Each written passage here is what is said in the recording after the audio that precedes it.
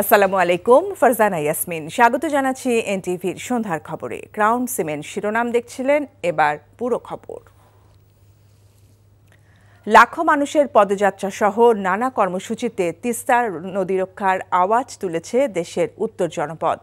৪৮ ঘণ্টার বিরতিহীন কর্মসূচিতে যুক্ত হয়ে বিএনপির ভারপ্রাপ্ত চেয়ারম্যান তারেক রহমান বলেছেন, তার দল ক্ষমতায় গেলে অগ্রাধিকার ভিত্তিতে বাস্তবায়ন করা হবে তিস্তা মহাপরিকল্পনা। ন্যায্যতা নিশ্চিতে ভারতের সাথে একতরফা সব চুক্তি পুনর্মূল্যায়ন করতে হবে, চালু রাখতে হবে কূটনৈতিক আলোচনা। রাজু আহমেদের ক্যামেরায় হাসান মাহমুদের রিপোর্ট। উত্তরের জনপদে বঞ্চিত মানুষের পদযাত্রায় তেভাগা আন্দোলনের নুরুল দিনের উত্তরসূরিদের দাবি আদায়ের আওয়াজ।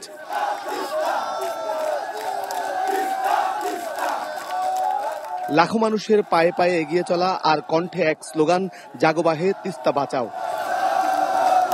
লালমনিরহাটের তিস্তা সেতু থেকে শুরু হয়ে প্রতীকী লং মার্চ অর্থাৎ জনতার পদযাত্রা পৌঁছে ৮ কিলোমিটার পথ পেরিয়ে লালমনিরহাটের তিস্তা পাড়ে। কৃষক, জেলে, শ্রমিক সব পেশার মেহনতি মানুষের কণ্ঠে একই আওয়াজ। ভারত যদি বন্ধুত্ব চায় তাহলে বাংলাদেশের জনগণের সঙ্গে বন্ধুত্ব করতে হবে। আমরা চাই আন্তর্জাতিক নদী আইনে আমাদের যে পানির হিস্সা সেটা আমাদেরকে দেয়া হোক।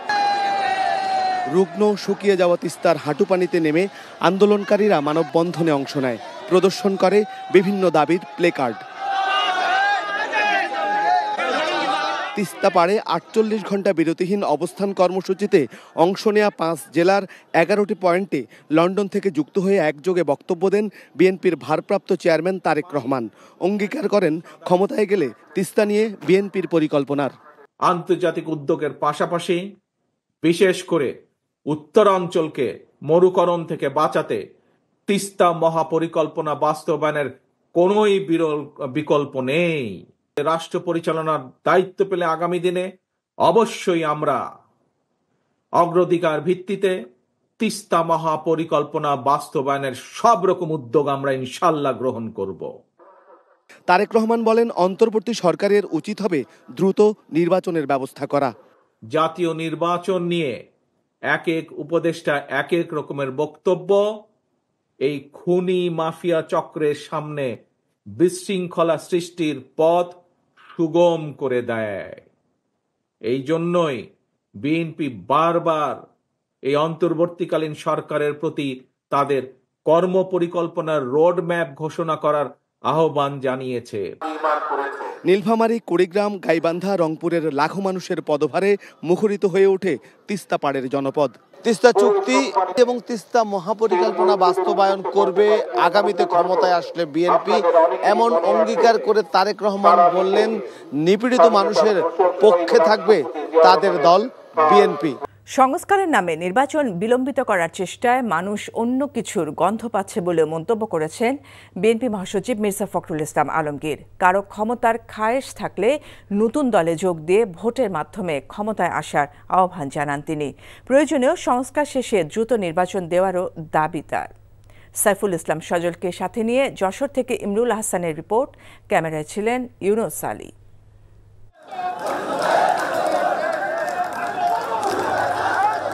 নিত্যপণ্যের লাগাম টানা, আইন শৃঙ্খলা পরিস্থিতির উন্নতি ও নির্বাচনের রোডম্যাপ ঘোষণার দাবিতে এই সমাবেশ যশোরে। দুপুরের মধ্যেই কানায় কানায় পূর্ণ হয়ে যায় টাউন হল ময়দান। বিএনপির মহাসচিব বলেন, ৫ই আগস্ট স্বৈরাচারের পলায়নের মধ্য দিয়ে দেশ ফ্যাসিবাদ মুক্ত হলেও ভোটাধিকার প্রতিষ্ঠা না হওয়া পর্যন্ত পুরোপুরি মুক্তি মিলবে না সাধারণ মানুষের। তিনি বলেন, বিএনপি সংস্কারের বিপক্ষে নয়, তবে সংস্কারের নামে নির্বাচন বিলম্বিত করা যাবে না। সংস্কারের নাম করে মানুষের যে অধিকারগুলোকে পিছিয়ে দেওয়া, মানুষ কিন্তু অন্য কিছুই বলতে পারে। নির্বাচনের কথা বলে ১/১১-তে একটা ঘটনা ঘটেছিল, মনে আছে আপনাদের? তখন ফখরুদ্দিন মঈনুদ্দিন খুব বড় বড় কথা বলে, সংস্কারের কথা বলে তারপর ক্ষমতাকে দখল করবার চেষ্টা করে। নির্বাচনের জন্য যতটুকু সংস্কার দরকার, যেখানে যেখানে পরিবর্তন আনা দরকার পরিবর্তন আনুন, আমরা সংস্কারের বিরুদ্ধে নেই, কিন্তু দ্রুত নির্বাচন নেই। উপদেষ্টাদের কারো কারো ক্ষমতায় থাকার ইচ্ছা আছে মন্তব্য করে পথ ছেড়ে তাদের ভোটের মাঠে নামার আহ্বান জানান মির্জা ফখরুল। ক্ষমতায় থাকতে চান, নির্বাচন করেন, ইস্তফা দেন, যে নির্বাচন করে পার্টি করে। আমরা স্বাগত জানাই, নতুন দল করবেন, আমরা খুব খুশি, কিন্তু সেই নতুন দল কিন্তু ক্ষমতায় বসে করা যাবে না। জাতীয় নির্বাচনের আগে স্থানীয় সরকার নির্বাচনের তীব্র বিরোধিতা করেন তিনি। বলেন, স্থানীয় নির্বাচনের মাধ্যমে রাজনীতিতে ফেরার সুযোগ পাবে ফ্যাসিবাদী শক্তি। যখনই এই নির্বাচনগুলোকে আগে করতে যাবেন, এলাকায় এলাকায়, পাড়ায় পাড়ায়, বিভিন্ন গ্রামে গ্রামে ওই আওয়ামী লীগের দুঃসরাবার মাথা চারা দিকে ঘুরবে না। এই জন্য আমরা খুব পরিষ্কার করে বলেছি যে কোনো মতেই জাতীয় নির্বাচনের আগে স্থানীয় সরকার নির্বাচন করা যাবে না। কেন্দ্রীয় নেতাদের পাশাপাশি সমাবেশে বক্তব্য রাখেন স্থানীয় নেতারাও। Imrul Hasan, NTV news, Jessore. July August হত্যার ঘটনায় মানবতাবিরোধী অপরাধের অভিযোগে দায়ের হওয়া মামলায় শেখ হাসিনা সহ ৪৬ আসামির বিরুদ্ধে তদন্ত প্রতিবেদন আগামী ২০ এপ্রিলের মধ্যে শেষ করতে নির্দেশ দিয়েছেন ট্রাইব্যুনাল। প্রসিকিউশনের সময়ের আবেদনের প্রেক্ষিতে বিচারপতি গোলাম মর্তুজা মজুমদারের নেতৃত্বাধীন ৩ সদস্যের আন্তর্জাতিক অপরাধ ট্রাইব্যুনাল আজ এই আদেশ দেন। শুনানির সময় আসামিদের পক্ষে অ্যাডভোকেট জেডাই খান পান্না সহ অন্যান্য আইনজীবী উপস্থিত ছিলেন। রিপোর্টে আরও জানাচ্ছেন হাসান জাবেদ। আওয়ামী লীগ সরকারের সাবেক মন্ত্রী আনিসুল হক, ফারুক খান, ডাক্তার দীপুমণি, আব্দুর রাজ্জাক, শাহজাহান খান, গোলাম দস্তগীর গাজী, আমির হোসেন আমো, কামরুল ইসলাম, কামাল আহমেদ মজুমদার, ওয়ার্কার্স পার্টির সভাপতি রাশেদ খান মেনন, জাসদ সভাপতি হাসানুল হক ইনু, সাবেক প্রধানমন্ত্রীর উপদেষ্টা তৌফিক ইলাহি চৌধুরী ও সালমান এফ রহমানকে ট্রাইব্যুনালে নেওয়া হয়। মামলার অপর ২ আসামি সাবেক বিচারপতি শামসুদ্দিন চৌধুরী মানিক এবং সাবেক স্বরাষ্ট্র সচিব জাহাঙ্গীর আলমকেও ট্রাইব্যুনালে হাজির করা হয়। পরে শুনানিতে ২টি মামলায় সাবেক প্রধানমন্ত্রী শেখ হাসিনা সহ ৪৬ আসামির বিরুদ্ধে তদন্ত প্রতিবেদন জমা দিতে ২ মাস সময় প্রার্থনা করে প্রসিকিউশন। বলেন, আসামিদের বিরুদ্ধে অপরাধের প্রাথমিক সত্যতা পাওয়া গেছে, এখন প্রাপ্ত তথ্যপত্র পর্যালোচনা চলছে। এ সময় ট্রাইব্যুনাল বলে, পরিপূর্ণ প্রতিবেদন দিতে সময় লাগলেও অসুবিধা নেই, তবে প্রতিবেদন বিশ্বাসযোগ্য হতে হবে। যদি মার্চ মাসের মধ্যে তদন্ত রিপোর্ট আমরা পেয়ে যাই, এপ্রিল মাস থেকে বিচার প্রক্রিয়ার আনুষ্ঠানিক পর্বটা শুরু হওয়ার সম্ভাবনা রয়েছে। এত কমপ্লেক্স একটা তদন্তের যদি কোনো ত্রুটি থাকে এবং সেই ত্রুটির ফাঁক দিয়ে আসামি বেরিয়ে যায়, তাহলে জাতির কাছে কিন্তু আমরা দায়বদ্ধ থাকব। সেই দিকটা বিবেচনায় রেখে আমরা একদম ত্রুটিহীনভাবে রিপোর্টটা যাতে তৈরি করতে পারে আমাদের তদন্ত সংস্থা, সেই সময়টা আমরা তাদেরকে দিচ্ছি। এদিকে অসুস্থ অবস্থায় হাতে ক্যানোলা পরে হাসপাতাল থেকে আসামিদের পক্ষে মামলা পরিচালনা করতে ট্রাইব্যুনালে যান আইনজীবী জেডাই খান পান্না। এটা তারা প্রমাণ করবে, প্রমাণ করলে পরে তখন দেখা যাবে, তখন আমি আর্গুমেন্ট আনবো যে কিভাবে প্রমাণ করতে। তো এখনকার বিষয় না, এখন হলো প্রিলিমিনারি একটা আলাপ। যে কোনো নাগরিকের আইনগত সুবিধা পাওয়া এটা নৈতিক অধিকার। এছাড়া ঢাকা ৭ আসনের সাবেক সংসদ সদস্য সুলাইমান সেলিমকে প্রসিকিউশনের আবেদনের প্রেক্ষিতে ট্রাইব্যুনালে হাজির করার নির্দেশ দেওয়া হয়েছে। Hasan Jabed, NTV news, Dhaka. জাতীয় নির্বাচনের আগে স্থানীয় সরকার নির্বাচন হওয়া উচিত, তবে ঐকমত্য কমিশন এ বিষয়ে চূড়ান্ত সিদ্ধান্ত নেবে বলে জানিয়েছেন স্থানীয় সরকার উপদেষ্টা। বলেন, গণহত্যার সাথে জড়িত আওয়ামী লীগের কেউ নির্বাচন করতে পারবেন না, তবে অন্যরা ক্ষমা চেয়ে অংশ নিতে পারবেন। জেলা প্রশাসক সম্মেলনে অংশ নিয়ে এসব বলেন উপদেষ্টা।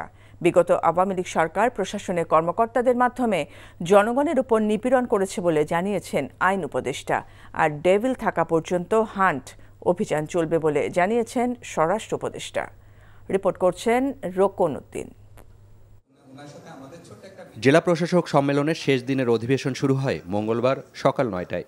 প্রথম সেশনে অংশগ্রহণ শেষে প্রধান উপদেষ্টার বিশেষ সহকারী জানান, ৫ আগস্টের আগে পরে পুলিশের ৬,০০০ অস্ত্র লুট হয়েছে, তার মধ্যে এখনও ১৪০০ অস্ত্র ও ২.৫ লাখ গুলি উদ্ধার হয়নি। স্বৈরাচার এবং তাদের দোসররা বিভিন্ন জায়গায় সংগঠিত হচ্ছে এবং কর্মসূচি দিচ্ছে এবং তারা দেশকে একটা অরাজকতার দিকে নিয়ে যেতে পারে, সে ব্যাপারে তাদেরকে সজাগ থাকতে হবে। আমাদের যুব সমাজের জন্য একটা ইউনিভার্সাল মিলিটারি ট্রেনিংয়ের ব্যবস্থা করা যায় কিনা, যেখানে আমাদের যুব সমাজের যারা আছেন তারা মিলিটারি ট্রেনিং পেতে পারেন। পরে বিভিন্ন মন্ত্রণালয়ের সাথে আলাদা আলাদা সেশনে উঠে আসে দুর্নীতি কমানো, জনগণের প্রতি জেলা প্রশাসক সহ প্রশাসনের কর্মকর্তাদের দায়বদ্ধতা সহ নানান বিষয়। এত বড় রাষ্ট্রের একটা রিসোর্সকে গত ফ্যাসিস্ট রেজিম জনগণকে অত্যাচার করার জন্য, নিপীড়ন করার জন্য এবং তাদের অপকর্ম জায়েজ করার জন্য ব্যবহার করা হয়েছিল। আইনে যা আছে নীতিমালায় যা আছে, সংবিধানে যা আছে সেটা মেনে চললে জনগণের সেবা আর কল্যাণ দেওয়া ছাড়া ওনাদের কোনো কাজই নাই। দুর্নীতির সমূলে বিনষ্ট না করতে পারলে দেশের অগ্রগতি হবে না। এটা হলো আমাদের সবচেয়ে বড় সমস্যা, হলো দুর্নীতি। এটা সব লেভেলে থেকে কমে আনতে হবে। শৃঙ্খলা উন্নতির জন্যই তো আমরা এই যে একটা অপারেশন চালাচ্ছি, ডেভিল হান্ট। যতদিন ডেভিলরা থাকবে। আর জাতীয় নির্বাচনের আগে স্থানীয় নির্বাচন হওয়া উচিত উল্লেখ করে নির্বাচনে গণহত্যার সাথে জড়িত আওয়ামী লীগের কেউ অংশ নিতে পারবেন না বলে জানান স্থানীয় সরকার উপদেষ্টা। আমি ব্যক্তিগতভাবে মনে করি অবশ্যই ভালো হয়, কারণ we have to run the country. আমরা তো করতে পারছি না। আর দেখা যায় একটা ভালো জাতীয় নির্বাচন আয়োজন করার ক্ষেত্রে স্থানীয় সরকারের যেই সংস্থাগুলো আছে তারা গুরুত্বপূর্ণ অবদান রাখতে পারে। যারা আওয়ামী লীগ করেছে কিন্তু কোনো প্রকার অন্যায় এবং গণহত্যা কিংবা অপরাধের সাথে যুক্ত নয়, তারা কেউ যদি নির্বাচন করে তাতেও কোনো বাধা নেই। কিন্তু কেউ যদি এই গণহত্যার সাথে জড়িত থাকে তাহলে তাকে কোনোভাবেই নির্বাচনে আসতে দেয়। সরকারে থাকা যে কেউ রাজনীতিতে যুক্ত হতে চাইলে সরকার থেকে বেরিয়েই যুক্ত হবেন বলেও জানান সজীব ভুঁইয়া। Rokonuddin, NTV news, Dhaka. দ্রুত নিবন্ধন ও দাড়িপাল্লা প্রতীক ফিরিয়ে দেওয়ার দাবি জানিয়েছে বাংলাদেশ জামায়াতে ইসলামী। একই সাথে ফ্যাসিবাদী সরকারের আমলে গ্রেফতারকৃত জামায়াত নেতা এটিএম আজহারুল ইসলামকে দ্রুত মুক্তির দাবি জানিয়েছে সংগঠনটি। বিকেলে রাজধানীর নয়াপল্টনে বিক্ষোভ সমাবেশে এই দাবি জানান জামায়াতের আমির ডক্টর শফিকুর রহমান। বলেন, জামায়াতকে ফ্যাসিবাদের মতো চোখ রাঙিয়ে লাভ নেই, কথা বলতে হবে রাজনৈতিক ভাষায়। সমাবেশে বক্তারা অন্তর্বর্তী সরকারের 6 মাস পার হলেও কেন তাকে মুক্তি দেওয়া হয়নি সেই প্রশ্ন তোলেন।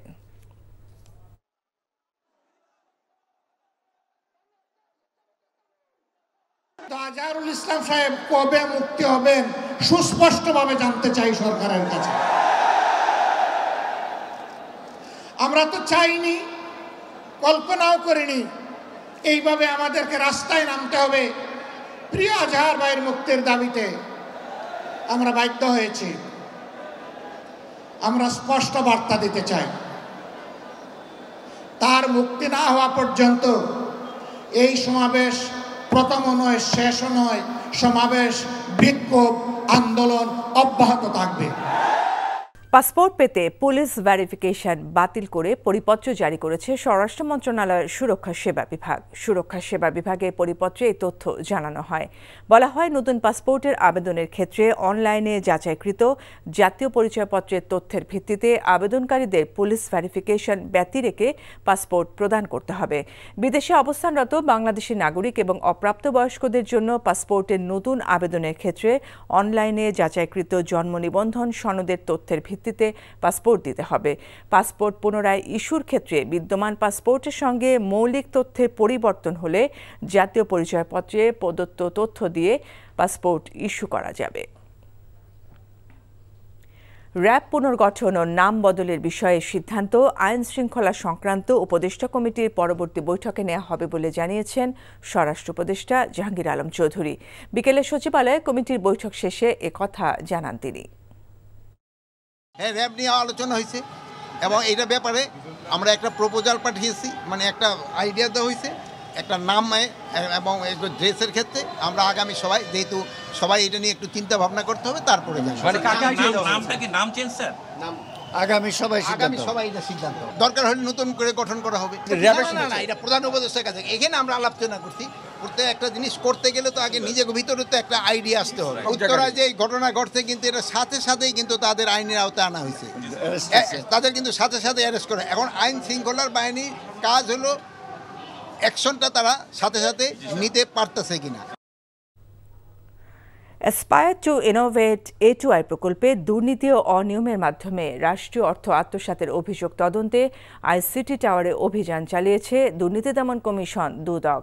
বিকেলে রাজধানীর আগারগাঁওয়ের আইসিটি টাওয়ারে দুদকের একটি দল A2I অফিসে অভিযান চালায়। এ সময় তদন্তকারী দল A2I প্রকল্পের সাথে সংশ্লিষ্টদের সাথে কথা বলেন এবং বিভিন্ন প্রকল্পের নথি সংগ্রহ করেন। এ সময় দুদকের পরিচালক রাজু আহমেদ জানান, কোনো প্রকল্পের মেয়াদ বা টাকা বাড়ানো হয়েছিল কিনা সেটি খতিয়ে দেখা হবে। তাছাড়া কিছু কর্মকর্তার বিরুদ্ধে অর্থ আত্মসাতের অভিযোগ আছে। তিনি জানান, A2I এর অধীনে 150টির বেশি প্রকল্প যাচাই বাছাই করে দেখা গেছে 3-4টি প্রতিষ্ঠান বারবার কাজ পেয়েছে। কিছু অনিয়মের আভাস পাওয়া গেছে। আরও তদন্ত সাপেক্ষে বিস্তারিত পরে জানানো হবে। দেশের স্বার্থ বিকিয়ে ভারতকে গত 15 বছরে সুবিধা দিয়েছে বাংলাদেশ। গণঅভ্যুত্থান পরবর্তী বাংলাদেশে নতজানু নীতি থেকে বেরিয়ে সমতা ও ন্যায্যতার ভিত্তিতে সম্পর্ক স্থাপনের তাগিদ দিয়েছেন রাজনৈতিক বিশ্লেষক ও বিভিন্ন রাজনৈতিক সংগঠনের নেতারা। মানুষের আশা আকাঙ্ক্ষার প্রতিফলন হয় এমন পররাষ্ট্র নীতিতে দেশ পরিচালনার প্রস্তাব দেন বক্তারা। রাজধানীতে আয়োজিত এক সেমিনারে এসব কথা বলেন তারা। নাজিবুর রহমানের রিপোর্ট। 24-এর গণঅভ্যুত্থানের পর দেশের পররাষ্ট্র নীতি কেমন হবে সে বিষয়ে দিনব্যাপী আলোচনা সভার আয়োজন করে জাতীয় নাগরিক কমিটি। অনুষ্ঠানে নাগরিক কমিটির আহ্বায়ক বলেন, আওয়ামী লীগ আমলে একটি দেশের সেবাদাস হিসেবে কাজ করেছে বাংলাদেশ। ভবিষ্যতে ন্যায্যতা ও সমতার ভিত্তিতে সম্পর্ক স্থাপনের কথা বলেন সার্জিস আলম। আমরা কারোর উপর ডিপেন্ডেন্ট না, আমরা মিউচুয়ালি ডিপেন্ডেন্ট। কেউ যদি তার জায়গায় এটা মনে করে এবং এই মানসিকতা খাটাতে চায়, আমরা জাস্ট তাদেরকে স্পষ্ট করে একটা কথা বলতে পারি, আপনাদের অ্যাপ্রোচ আমাদের প্রতি যা হবে, আমাদের অ্যাপ্রোচও আপনাদের প্রতি তাই হবে। আমরা 72 সালে এসে একটি দেশের কাছে আমাদের ফরেন পলিসি হলে বিক্রি করে দিয়েছিলাম এবং সেই জায়গা থেকে আজ পর্যন্ত আমরা উঠে দাঁড়াইনি। আমরা একটি দেশের সেবাদাস হিসাবে নিজেদেরকে অ্যাক্ট করার চেষ্টা করেছি। বিশ্ব গ্লোবাল স্টেজে আমাদেরকে অ্যালাই হতে পারে, কিভাবে কি হতে পারে সেটা আমরা খোঁজার চেষ্টা করি নাই। বিশ্বের কোনো দেশকে প্রভু নয়, বন্ধু ভেবে আগামীর পররাষ্ট্রনীতি প্রণয়নের কথা বলেন বিএনপি নেতারা। অন্তর্বর্তী সরকারের পররাষ্ট্র মন্ত্রণালয় এখনও ভারতের প্রভাবমুক্ত নয় বলে অভিযোগ করেন বিএনপির আন্তর্জাতিক বিষয়ক কমিটির সদস্য শামা ওবায়েদ। এ সময় দেশের নতজানু পররাষ্ট্রনীতি ভেঙে সার্ক পুনর্গঠনের দাবি করেন রাজনৈতিক বিশ্লেষকরা। মোফা হাসিনার আমলে যা ছিল এখনো আনফরচুনেটলি তাই আছে, কোনো চেঞ্জ হয় নাই। কমিউনাল ভায়োলেন্স নিয়ে মিথ্যাচার করা হয়েছে, বাংলাদেশের মাইনরিটি নিয়ে মিথ্যাচার করা হয়েছে। আমি মনে করি ফরেন মিনিস্ট্রি ব্যর্থ হয়েছে এটা প্রতিবাদ করতে। ফরেন মিনিস্ট্রি ব্যর্থ হয়েছে দিল্লির সাথে নেগোশিয়েট করতে। অর্গানাইজেশনগুলি আপনার শেখ হাসিনার রেজিমে তৈরি হয়েছে, ওগুলো কিন্তু সবই আপনার ইন্ডিয়ার তৈরি এবং ইন্ডিয়ার স্বার্থের জন্য। সুতরাং সাউথ ইস্ট এশিয়ার দিকে আমাদের নজর ফেরাতে হবে, সে বিষয়ে কোনো সন্দেহ নেই। গত 15 বছরে ভেঙে যাওয়া পররাষ্ট্রনীতি জুলাই অভ্যুত্থানের মাধ্যমে পুনরুজ্জীবিত হয়েছে বলেও মন্তব্য করেন বক্তারা। Najibur Rahman, NTV news, Dhaka.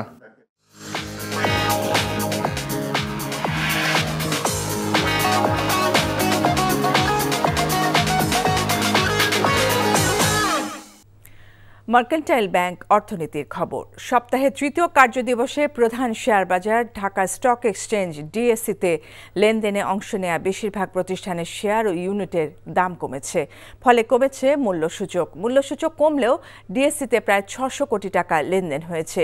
চলতি বছর এত লেনদেন আগে আর হয়নি। এর মাধ্যমে প্রায় 3.5 মাসের মধ্যে ডিএসসিতে সর্বোচ্চ লেনদেন হলো। ডিএসসিতে দাম কমার তালিকায় বেশি প্রতিষ্ঠান থাকলেও চট্টগ্রাম স্টক এক্সচেঞ্জেও দাম বাড়ার তালিকায় রয়েছে বেশি সংখ্যক প্রতিষ্ঠানের শেয়ার ও ইউনিট। এর আগে টানা 2 সপ্তাহ ঊর্ধ্বমুখী থাকার পর চলতি সপ্তাহের প্রথম কার্যদিবসে শেয়ার বাজারে দরপতন হয়। এই ছিল সন্ধ্যার খবরে। এই খবরের ভিডিও সহ আপডেট জানতে ভিজিট করুন এনটিভি অনলাইন www.ntvbd.com। এছাড়াও এনটিভি জনপ্রিয় সব অনুষ্ঠান ও খবরের আপডেট জানতে ভিজিট করুন আমাদের ইউটিউব ও ভেরিফাইড ফেসবুক পেজ। রাত 10:30টায় রাতের খবর দেখার আমন্ত্রণ রইল। ধন্যবাদ সবাইকে।